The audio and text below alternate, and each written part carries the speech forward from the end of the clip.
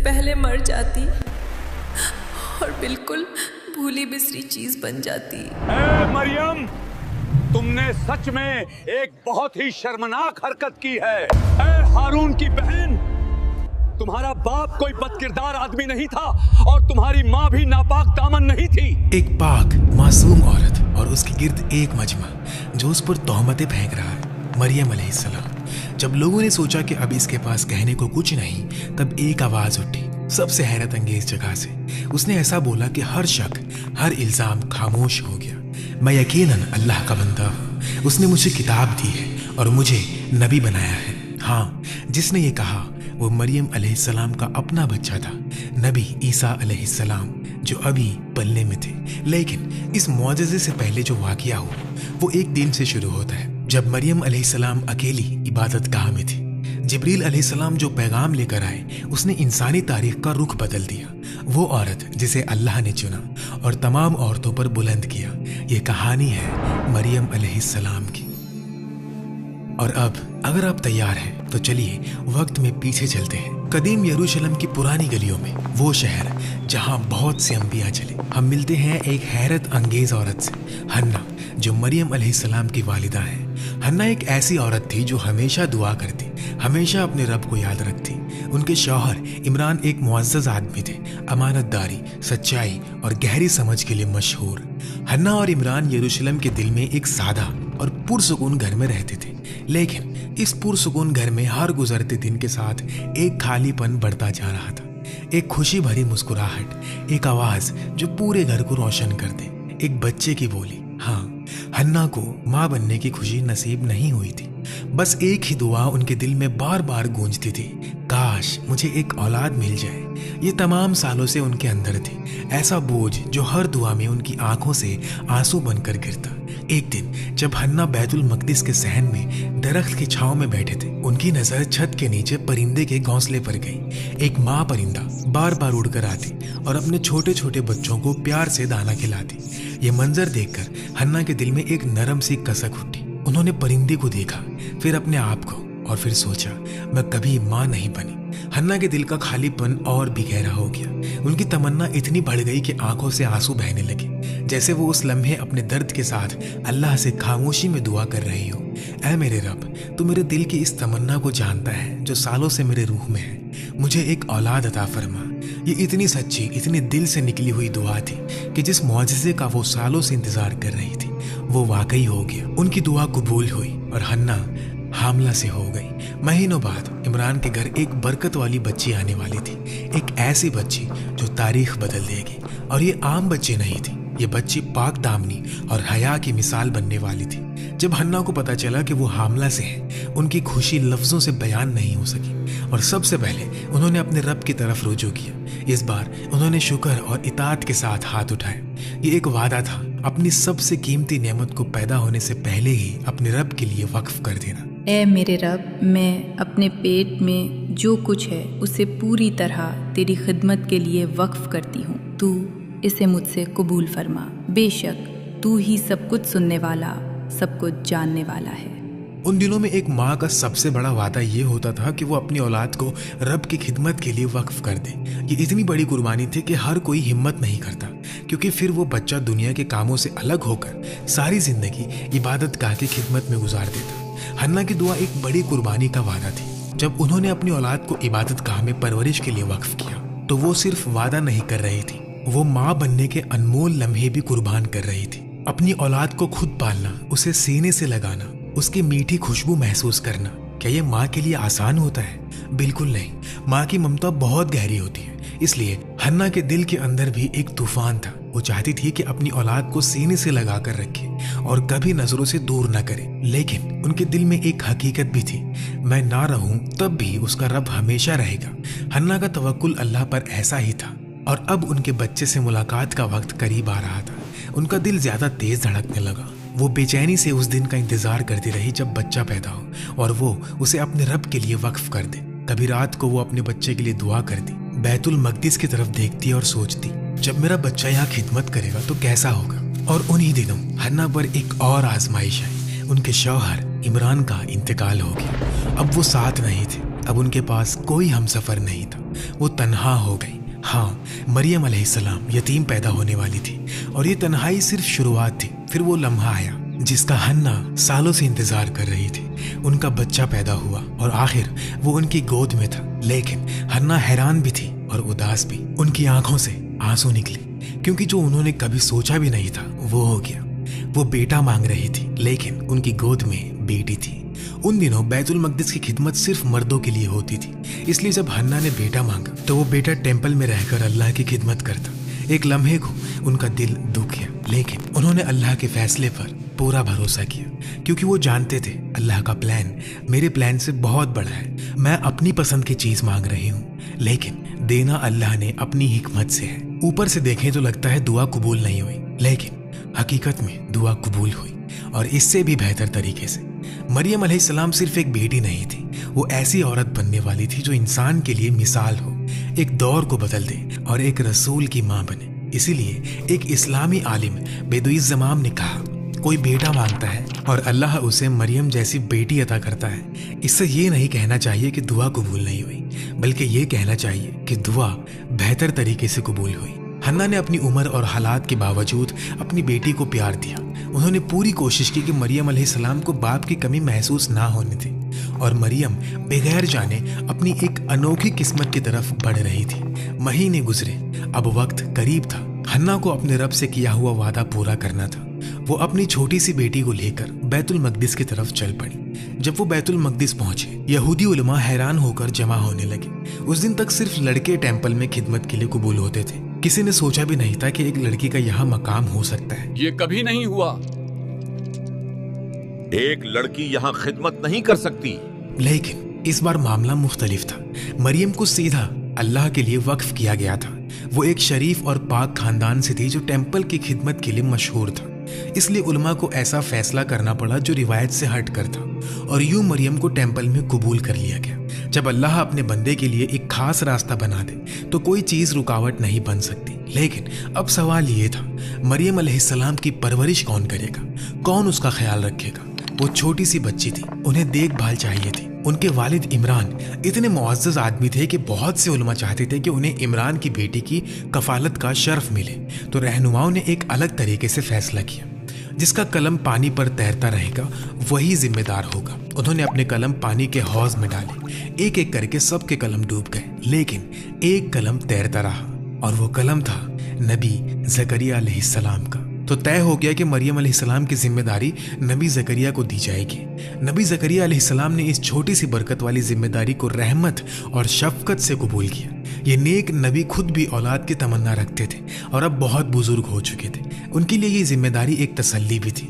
मरियम अलैहिस्सलाम की तरबियत पहले ज़करिया अलैहिस्सलाम के घर में हुई और उनकी खाला के साथ, जहाँ उन्हें बचपन की वो नरमी और प्यार मिला जो उन्हें चाहिए था। कुरान में ये यूं आता है, फिर उनके रब ने उन्हें बेहतरीन तरीके से कबूल किया और उन्हें बेहतरीन परवरिश दी और उन्हें ज़करिया की कफालत में दे दिया।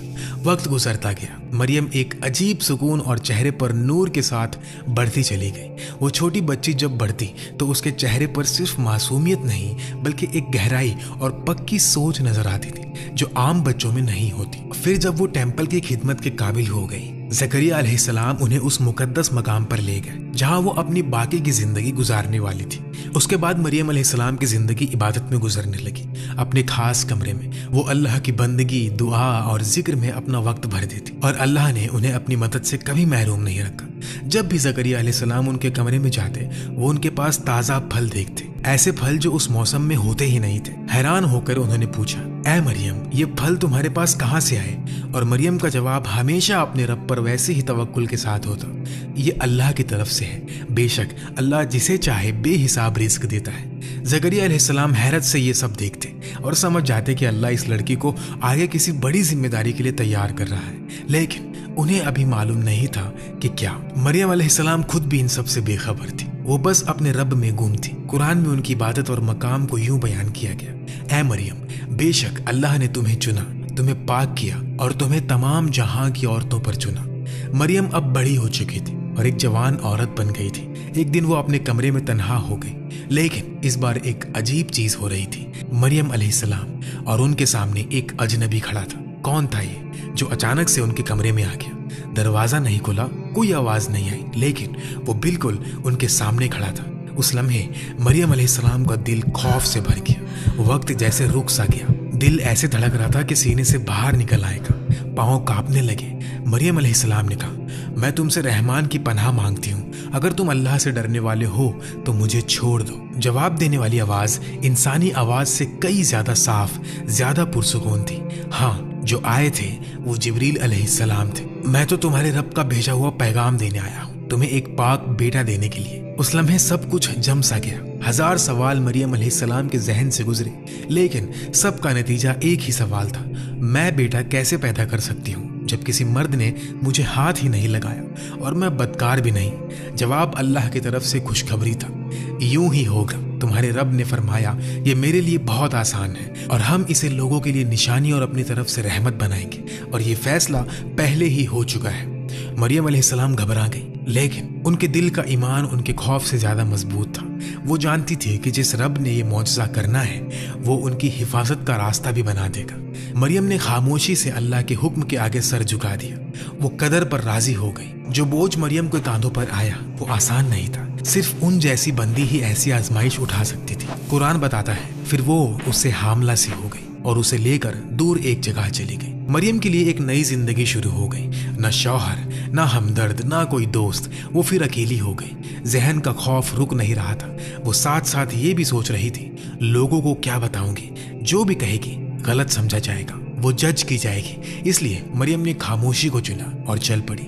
भीड़ भरी गलियों को छोड़कर बिना पीछे देखे अपने पेट में बच्चा लिए अकेली चलती रही। वक्त गुजरा, घंटे या दिन। आखिर लोगों की आवाजें खत्म हो गई। अब उनके साथ कोई नहीं था। एक मोड़ पर सिर्फ उनका तेज धड़कता दिल और थकी हुई सांस। फिर वो एक सुनसान वादी में पहुंच गई, बिल्कुल अकेली, बस उनका रब और पेट में बच्चा। ऐसी जगह कौन सुनता। उस वक्त उन्हें बस एक आवाज चाहिए थी जो कहे, मैं हूं तुम्हारे साथ। एक कांधा चाहिए था। शायद दिल के किसी कोने में वो ये उम्मीद कर रही थी, लेकिन कोई नहीं। ना कोई हाथ पकड़ने वाला और ना कोई कहने वाला कि डरो मत। और इस तन्हाई के बीच उनके अंदर एक बच्चा बढ़ रहा था।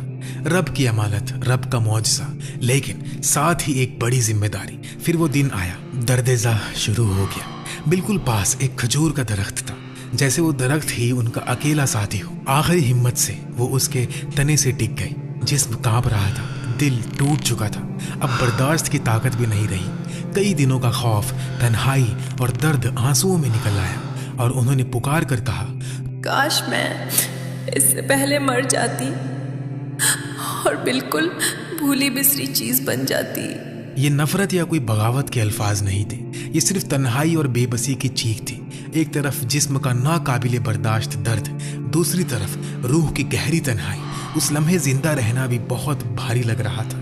और उसी लम्हे खामोशी में एक आवाज आई, जिब्रील अलैहिस्सलाम की आवाज, गम ना करो, तुम्हारे रब ने तुम्हारे पाँव के नीचे एक नहर बना दी है। मरियम ने अपने पाँव की तरफ देखा और सूखी जमीन से ठंडा पानी बहने लगा। ये अल्लाह की रहमत थी उनके सबसे सख्त लम्हे में, जब उन्हें सबसे ज्यादा जरूरत थी।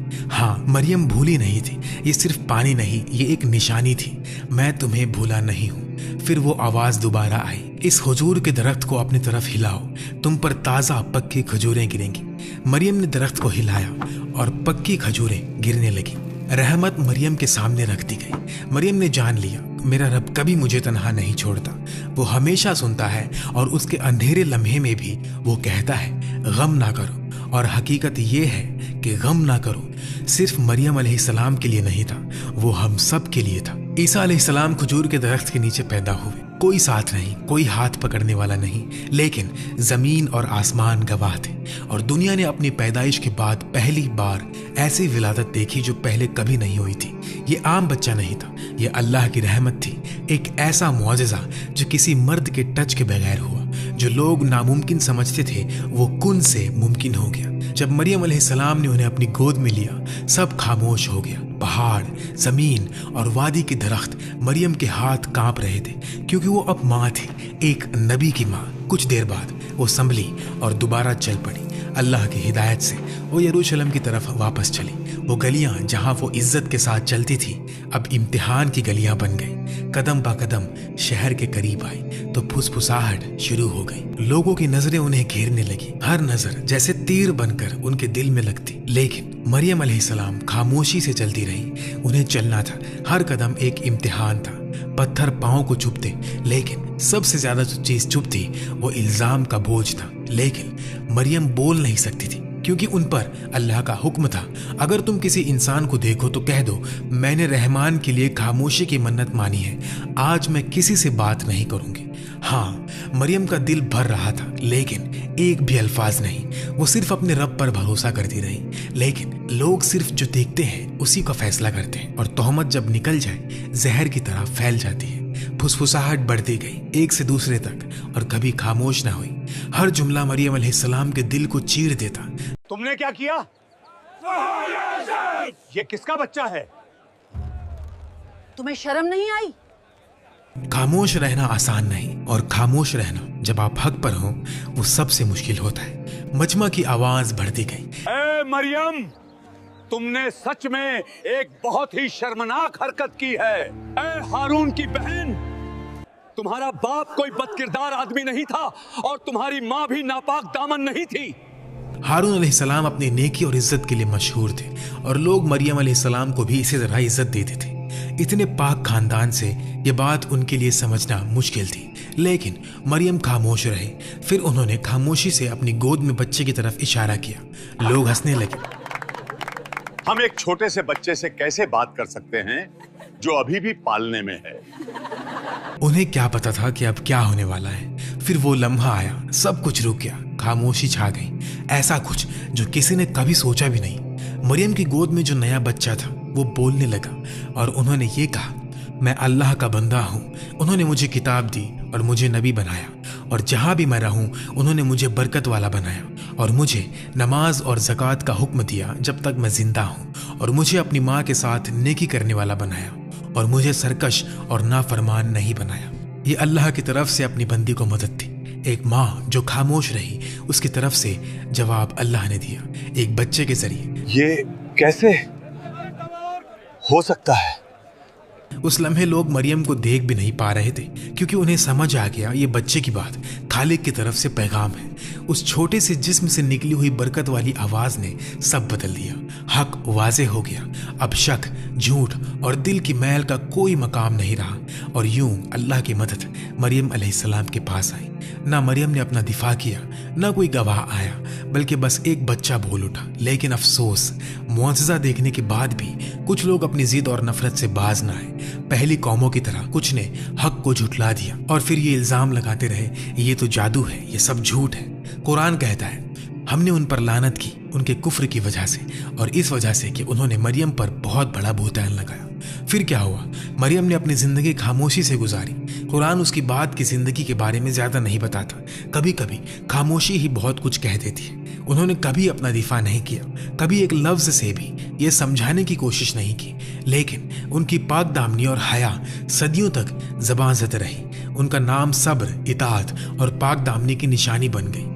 वो वाहिद औरत है जिनके नाम पर एक पूरी सूरा है, और उन्हें अपने रब की तरफ से बशारत दी गई, ए मरियम, बेशक अल्लाह ने तुम्हें चुना, तुम्हें पाक किया और तुम्हें तमाम जहान की औरतों पर चुना। ये सिर्फ तारीफ नहीं, ये बंदे का सबसे बुलंद दर्जा है। और सोचो, वो चाह रही थी कि लोग उसे भूल जाएं, लेकिन अल्लाह ने ऐसा किया कि कयामत तक अरबों लोग उन्हें याद रखें और उनसे हिदायत लें।